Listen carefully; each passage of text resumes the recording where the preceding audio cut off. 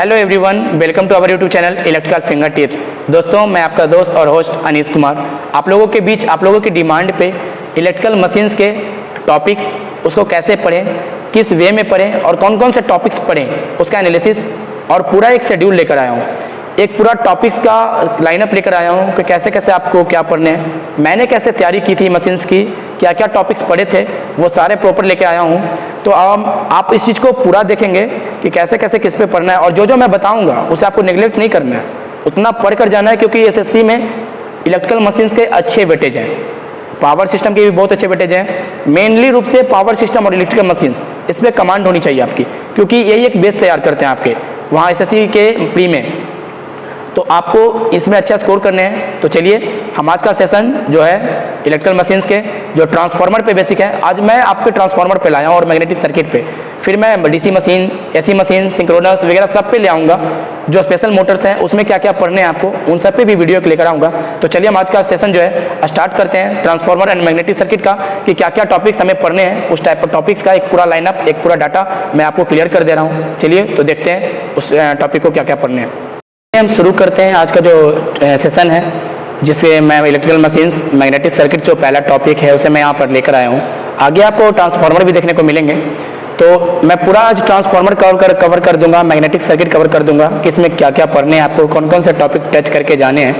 दोस्तों, आप पूरा पढ़ कर जाएंगे, यहाँ पे जो जो चीज़ मैंने लिखा है उसे की पूरी एनालिसिस करके जाएंगे आप। इतने सारे टॉपिक्स आपके लिए बहुत ज़्यादा इंपॉर्टेंट है ट्रांसफार्मर और मैग्नेटिक सर्किट से।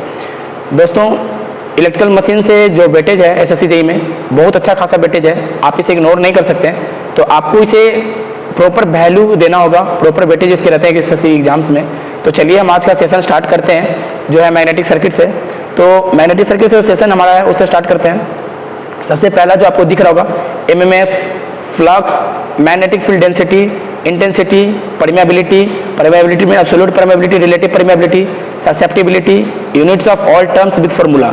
दोस्तों, जितने टर्म्स मैंने अभी आपके सामने बोले उन सभी के आपको प्रॉपर डिफिनेशन के साथ साथ उनके मीनिंग्स, उसके फार्मूला, उसके यूनिट्स और उसका जो एनालिसिस न्यूमेरिकल्स होते हैं उसके पूरे एनालिसिस करके जाने हैं। इस पर न्यूमेरिकल्स भी आपको बनाकर जाने हैं। जैसे मैंने यहाँ पे लिखा है कि फ्लक्स में मैक्सिमम और मिनिमम कब होगा, रिलेटेड जो प्लेन और एरिया वेक्टर पे जो क्वेश्चंस आते हैं वो भी आप करके जाएंगे।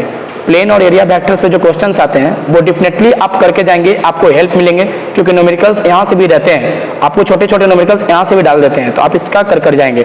फिर है reluctance, definition with formula and units.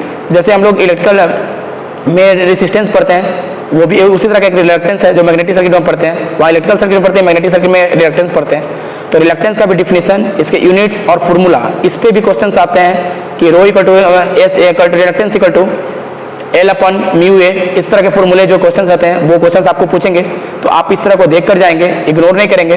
जैसे इंडक्टेंस के फॉर्म में फॉर्मूला होता है एन स्क्वायर अपन रिलक्टेंस, तो उस तरह के फॉर्मूला को भी आप देख कर जाएंगे, पूरा एनालिसिस करके जाएंगे, तो इस तरह को इग्नोर नहीं करेंगे। ये जो बहुत सारे इंपॉर्टेंट टॉपिक्स हैं यहाँ पे मैं कवर कर दूंगा आपको, और इससे ज़्यादा नहीं पढ़ना है आपको ट्रांसफार्मर में, इससे ज़्यादा नहीं पढ़ना है। जो जो यहाँ बेसिक मैंने दिए हैं उसे ही पढ़ने हैं आपको। चलिए बढ़ते हैं next, Gauss and ampere law with their analogy. जैसे दोस्तों, एनालॉजी का मतलब है जैसे कि बायोट-सावर्त लॉ से पूछ देता है कि बायोट-सावर्त लॉ जो है किसके एनालॉगस है, गॉस लॉ है जो किसके एनालॉगस है। तो इस तरह के भी क्वेश्चंस आपको मिलेंगे वहां देखने को, तो आप इस टॉपिक को भी करके जाएंगे, Gauss and ampere law with their analogy. Force between two anti parallel and parallel conductors, इस टॉपिक को भी आप पढ़ लेंगे। फ्लैटेज लॉ ऑफ इलेक्ट्रोमैग्नेटिक इंडक्शन, सबसे मेन जो है इस चीज़ को भी पढ़ लेंगे। इसका डिफिनेशन से भी क्वेश्चन पूछ देता है कि जो वेरिंग मैग्नेटिक फ्लक्स या अल्टरनेटिंग मैग्नेटिक फ्लक्स, याद रखिएगा, तो इस तरह का भी पढ़ के जाइएगा। लेंज लॉ से भी डिफिनेशन से ही क्वेश्चन रहते हैं, तो याद रखिएगा। चलिए आगे, मैग्नेटिक सर्किट लॉ में दो तरह के लॉ जो होते हैं, Ampere's law and Biot Savart law. Ampere's law and Biot Savart law, इन दोनों को भी पढ़ना है आपको। उसमें डिफरेंसेस क्या हैं, उसके क्या क्या फॉर्मूले हैं, और उसके वेक्टर फॉर्म्स में जो फॉर्मूले होते हैं वो आपको पढ़ के जाने हैं। वेक्टर फॉर्म्स में कौन सा है जो इसमें डिफरेंशियल फॉर्म है, कौन सा इंटीग्रल फॉर्म है, तो ये पढ़ के जाना है। जैसे बायोट-सावर्त लॉ जो है आपका डिफरेंशियल फॉर्म है, एम्पियर्स लॉ जो है वो आपका इंटीग्रल फॉर्म है, तो इसको पढ़ के जाना है। इस तरह के क्वेश्चंस पूछ देते हैं वहाँ पे। और वेक्टर फॉर्म जो मैंने मेंशन किया, ये सीधा फॉर्मूला दे देगा चार, और बोलेगा इसमें से राइट वन कौन है, तो ये याद रखिएगा। फिर सोलेनॉइड एंड टोरॉइड, इससे भी याद रख के जाना है आपको, पढ़ के जाना है। फिर इंडक्टेंस, जो कि बहुत ही इंपॉर्टेंट मैग्नेटिक सर्किट का पार्ट है।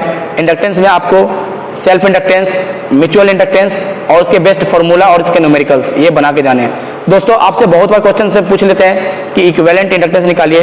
सीरीज को मैं कॉइल का कनेक्शन दे देंगे और कॉइल कनेक्शन के बेसिस पे सीरीज पैरेलल देकर आपको इक्विवेलेंट इंडक्टेंस पूछ लेते हैं। तो उस तरह के क्वेश्चंस आप बना कर जाएंगे। पोलैरिटी सही देख लेंगे कि एडिटिव पोलैरिटी है या सब्ट्रैक्टिव पोलैरिटी है, अपोजिंग पोलैरिटी है। उस तरह पे जो क्वेश्चंस आते हैं वो सारे क्वेश्चंस आप बना कर जाएंगे एटलीस्ट 1 से 2 बार, क्योंकि वहाँ पे आपको स्पीड चाहिए, वहाँ पर आपको एक प्रॉपर इफिशिएंसी चाहिए। तो उसके लिए आपको अभी प्रैक्टिस करना होगा। जो इतनी चीज़ें मैं बता रहा हूँ, मैं यही पढ़ता था, मैं कुछ बेसिक ज़्यादा नहीं पढ़ता था दोस्तों। ट्रांसफार्मर में मैंने यही सब पढ़ के कवर किया है और यही सब करके मैंने SSC JEE क्रैक किया है। कुछ ज़्यादा खास नहीं पढ़ना होता है, बस यही टॉपिक्स आपके पढ़े हुए हैं, बस इसको फोकस्ड आपको कर लेना है।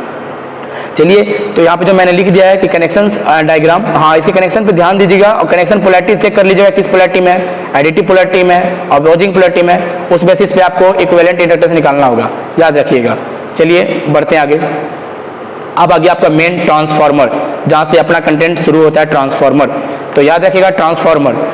तो ट्रांसफार्मर में आपको जो सबसे ज़्यादा जरूरी पढ़ना है उसके वर्किंग प्रिंसिपल्स, उसके वैल्यूज, उसके कुछ बेसिक टर्म्स, कोर किस चीज़ का बना होता है, टैंक सर्किट किस चीज़ का बना होता है, कंजर्वेटर का क्या वर्क है, इस तरह की चीज़ पढ़ना है आपको।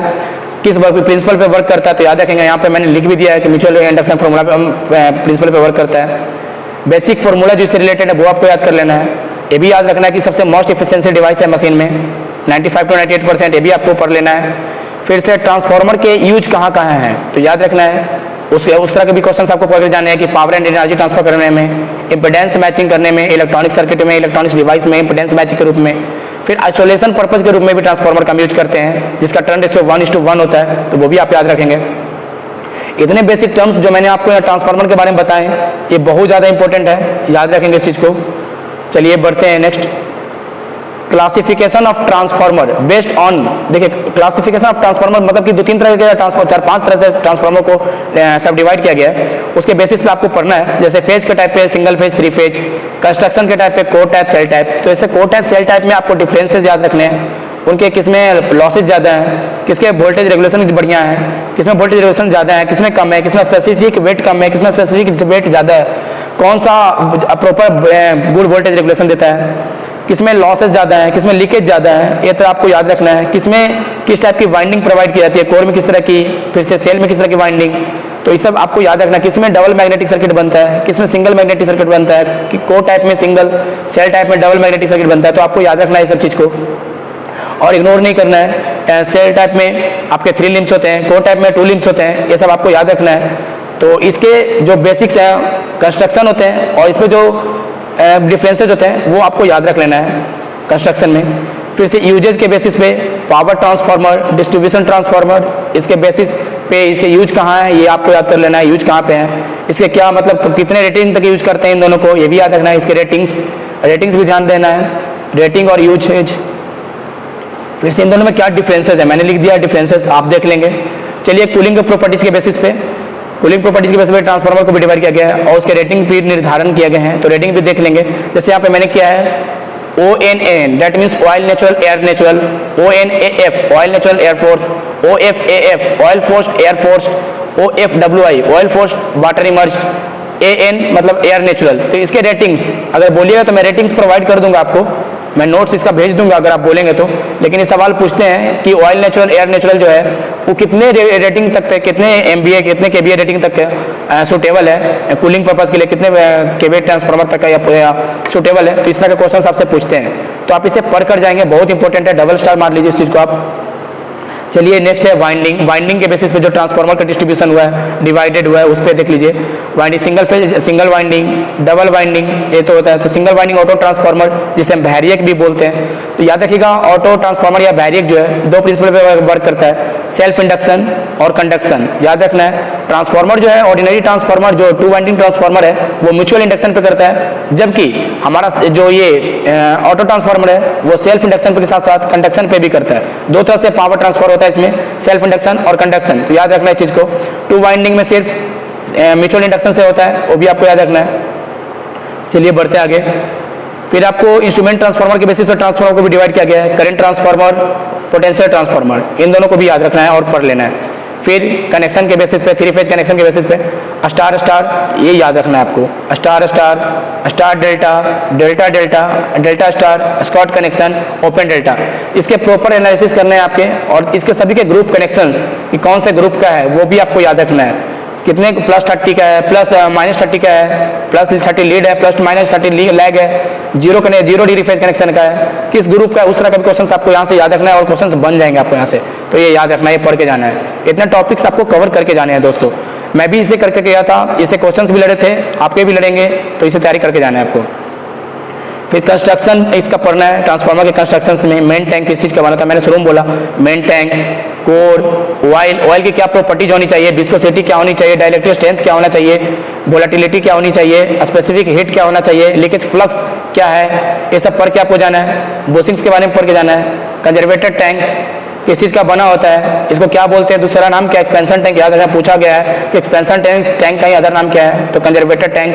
ये कब ये इस पर मतलब कि एक्सपैंड करता है, कब एक्सपैंड नहीं करता है, कब मतलब कॉन्टैक्ट करता है, ये भी आपको याद रखना है। इसमें पूछा गया है एक्सपेंशन टैंक कब एक्सपैंड करता है, कब और कब कॉन्टैक्ट करता है, तो याद रखना है। फिर बुकोल्ज रिले, वो भी आपको पढ़ना है। उसके प्रोटेक्शन के जो पार्ट है, कहाँ protection, heavy fault, small fault, ये भी पढ़ के जाना है। किस केवीए, कितने केवीए ट्रांसफार्मर तक इसको यूज करते हैं, इसका जो पूरा एनालिसिस करके जाना है आपको। रेटिंग्स भी डिसाइड करने हैं आपको, रेटिंग्स भी पढ़ के जाने हैं। फिर आता है आपका कोर किस चीज़ के बने, तो कोर के मटेरियल्स याद रखेंगे आप। CRGO कोर होते हैं, cold road grain oriented core.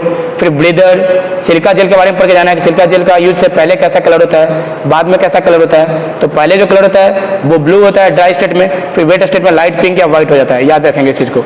फिर आगे है सबसे मेन और important EMF equation of transformer. इस पे बेस्ड जो नंबर ऑफ टर्म्स भी निकालने आते हैं, चाहे जो इसमें बेस्ड न्यूमेरिकल्स होते हैं। EMF इक्वेशन 4.44 जो EMF इक्वेशन है = 4.44, ये याद रखे जाएंगे। φm Fn, n यहाँ पे जो दोस्तों है नंबर ऑफ टर्न्स है, याद रखेंगे इस चीज़ को, तो उसे पढ़ के जाना है। और इसमें क्या क्या चीज़ कांस्टेंट होता है ये भी याद रखना है आपको। फ्रीक्वेंसी कांस्टेंट होता है, फ्लक्स कांस्टेंट होता है, और E/N का रेशियो भी कांस्टेंट होता है, याद रखेंगे इस चीज़ को। इस तरह के क्वेश्चन पढ़ के जाएंगे, इस पर क्वेश्चन भी आते हैं, तो प्रॉपर एनालिसिस करके जाएंगे, न्यूमेरिकल्स बना कर जाएंगे। इस पर मैं मस्ट कह रहा हूँ, इस पर न्यूमेरिकल्स बना के जाएंगे, EMF इक्वेशन पे जरूर पूछेंगे आपके। चलिए बढ़ता हूँ आगे। फिर आता है आइडियल एंड प्रैक्टिकल ट्रांसफार्मर, तो उसमें भी दो तरह का, नो लोड पे और लोड पे। नो लोड पे भी आपको एनालिसिस करके जाना है फेजर डायग्राम का, और ऑन लोड पे यूनिटी पावर फैक्टर के लिए है, लैगिंग लोड के लिए है, या लीडिंग लोड के लिए है, तो इस चीज़ को भी आपको पढ़ के जाना है। और उसके बाद फिर आगे बढ़ते हैं दोस्तों। यहाँ से एक सवाल बार बार पूछता है कि मतलब कि जो लैगिंग लोड पे जो पूछता है कि मतलब कितने डिग्री का कोण बनाता थी, एंगल बनाता है, तो उस सब तरह के भी क्वेश्चन आपको पढ़ के जाने हैं कि उस तरह के क्वेश्चन आपको रखना है कि नो लोड पे जो वोल्टेज होता है वो कि करंट के फेज में होता है, इन फेज में होता है, सब क्वेश्चन आते हैं। तो इस तरह के क्वेश्चन आपको देख के जाने हैं, इग्नोर नहीं करना है। चलिए फिर हम आगे बढ़ते हैं इक्विवेलेंट सर्किट डायग्राम की ओर। तो इक्विवेलेंट सर्किट डायग्राम में आपको फर्स्ट अप्रोक्सीमेशन पढ़ना है। फर्स्ट अप्रोक्सीमेशन में हम क्या नेग्लेक्ट करते हैं, क्या उसके लॉसेज के फैक्टर्स हैं, वो आपको देख लेना है। सेकंड अप्रोक्सीमेशन देख लेना है, और नेग्लेक्टिंग एलिमेंट जो मैंने बताया कि किस शंट ब्रांच पैरामीटर को जो नेग्लेक्ट करते हैं वो आपको देख लेना है। इससे क्या लॉसेज बचते हैं, तो ये याद रख लेना है। फिर रेफरिंग वैल्यू को कैलकुलेट कर लेना है, referring to primary side, referring to secondary, ये रेफरिंग वैल्यू कैलकुलेट करना आपको आना चाहिए। फिर नेक्स्ट बढ़ते हैं हम टर्शियरी वाइंडिंग और 3 फेज वाइंडिंग ट्रांसफार्मर की ओर, और उसके लॉसेज, इसे आपको कर लेना है। इसका जो कि टर्शियरी वाइंडिंग होता है उसका यूज कहाँ है और कहाँ पे यूज करते हैं इस चीज़ को, तो याद रखना है इसका। इसका जो इंटरनल कनेक्शन होता है वो डेल्टा में होता है, जबकि इसका जो हम कनेक्शन ट्रांसफार्मर में करते हैं वो स्टार में करते हैं। ये क्वेश्चन पूछा गया है, बहुत ज़्यादा मस्ट है, तो याद रखेंगे इस चीज़ को। और इंटरनल कनेक्शन एक्सटर्नल कनेक्शन दोनों याद रखेंगे। किस चीज़ के लिए यूज करते हैं, तो अनबैलेंसिंग रिड्यूस करने के लिए करते हैं, फॉल्ट करंट रिडक्शन के लिए करते हैं, स्पेशल लोड पर्पज के लिए करते हैं, ताकि अलग के भी रेटिंग का जो लोड होता है स्पेशल पर्पज के लिए उसके लिए हम करते हैं, स्पेशल लोड के लिए करते हैं। इस तरह के टर्शियरी वाइंडिंग आपको पढ़ के जाना है, 3 फेज वाइंडिंग पढ़ के जाना है क्वेश्चन में। फिर आता है losses and efficiency. Losses and efficiency तो आपको बिल्कुल मस्ट पढ़ के जाना है। आयरन लॉस में हिस्टेरिसिस लॉस पढ़ने हैं आपको, एडी करंट लॉस पढ़ने हैं, स्टेट लोड पे लॉस पढ़ने हैं, आयरन लॉस पढ़ने हैं, फ्रिक्शन लॉस पढ़ने हैं, मैकेनिकल लॉसेज भी आपको पढ़ के जाने हैं। फिर से कॉपर लॉस में वेरिएबल कॉपर लॉस होते हैं, उसे पढ़ के जाने हैं आपको। बाइंडिंग कॉपर लॉस होता है, उसे पढ़ के जाना है। स्ट्रे कॉपर लॉस उसे पढ़ के जाना है, और निकालने भी आने चाहिए लॉसेस आपको। फिर कुछ क्वेश्चंस होते हैं V/F रेशियो पे, उसे भी फाइंड करना आना चाहिए। Eddy current losses, hysteresis losses, इसमें भी बनते हैं। फिर इफिशियंसी फाइंड करना कि मैक्सिमम इफिशियंसी किस लोड पे होगा, किस लोड पे आयरन लॉस और हमारा वेरिएबल लॉस बराबर होगा, उस तरह के लोड जो एक्स का वैल्यू होता है वो फाइंड कर लेंगे आप, वो भी पढ़ के जाएंगे। फिर आगे वोल्टेज रेगुलेशन, वोल्टेज रेगुलेशन भी बहुत मस्ट है। इसे 3 केस में याद रखेंगे, रेसिस्टिव केस में, यूनिटी पावर फैक्टर केस में, लैगिंग लोड के केस में और लीडिंग लोड के केस में। किस केस में वोल्टेज रेगुलेशन का वैल्यू मैक्सिमम होता है यानी पॉजिटिव होता है, किस केस में नेगेटिव होता है, मिनिमम होता है, किस केस में जीरो होता है, वो तीनों चीज़ यहाँ पर लिख लेंगे आप, मैंने यहाँ मेंशन कर दिया है। फिर हम बढ़ते हैं नेक्स्ट, पर यूनिट सिस्टम भी आप पढ़ लेंगे, पर यूनिट सिस्टम के क्वेश्चन भी आप लगा लेंगे, न्यू एमवीए रेटिंग निकालना सीख लेंगे, जेडपीयू आरपीयू फाइंड करने के सीख लेंगे आप, ये बहुत इंपॉर्टेंट है। पर यूनिट सिस्टम भी आपको बहुत ज़्यादा मस्ट होता है, पूछ लेता है। फिर आगे बढ़ते हैं टेस्टिंग ऑफ ट्रांसफार्मर्स की ओर, टेस्टिंग ऑफ ट्रांसफार्मर्स भी आपको पढ़ने हैं। इसमें आपको पाँच से 6 तरह के टेस्ट पढ़ने हैं, direct loading test, open circuit no load test और iron loss test, short circuit test जिसे अनदर नेम है इम्पीडेंस टेस्ट, और full load copper loss test. तो इसे पढ़ के जाना है, जिसे कॉपर लॉस टेस्ट भी कहते हैं। इसके पूरे रिजल्ट्स कि क्या इससे फाइंड करते हैं, टेस्ट हम क्यों करते हैं, इस तरह के क्वेश्चंस भी आपको पढ़ के जाने हैं, और इस टेस्ट से क्या रिजल्ट निकलता है और इसके क्या कंडीशंस हैं। जैसे आयरन लॉस टेस्ट के लिए हमारा जो आयरन लॉस होता है वो रेटेड वोल्टेज और रेटेड फ्रिक्वेंसी पे होता है, वही कॉपर लॉस जो होता है रेटेड करंट पे फाइंड आउट किया जाता है। इस तरह के याद रखना है। जो आपको टेस्ट होते हैं वो सारे टेस्ट आपको देके जाना है, हॉपकिंसन टेस्ट, सैंपलर टेस्ट, जितने भी टेस्ट हैं वो आपको देके जाना है। फिर आगे बढ़िए, पैरेलल ऑपरेशन ऑफ ट्रांसफार्मर पढ़ के जाना है। इसमें 2-3 चीज़ें पढ़ के जाना है कि क्या इसेंशियल कंडीशंस है पैरेलल ऑपरेशन के लिए और क्या डिजायरेबल कंडीशंस है, ये आपको पढ़ के जाने हैं, बहुत मस्ट है। हम दो ट्रांसफार्मर को कब पैरेलल ऑपरेशन में ला सकते हैं, उसकी क्या क्या कंडीशंस है वो आपको मस्ट पढ़ के जाना है। यहाँ पे मैंने स्टार्ट कर दिया, आप भी स्टार्ट कर लेंगे और इसी तरह से पढ़ेंगे आप।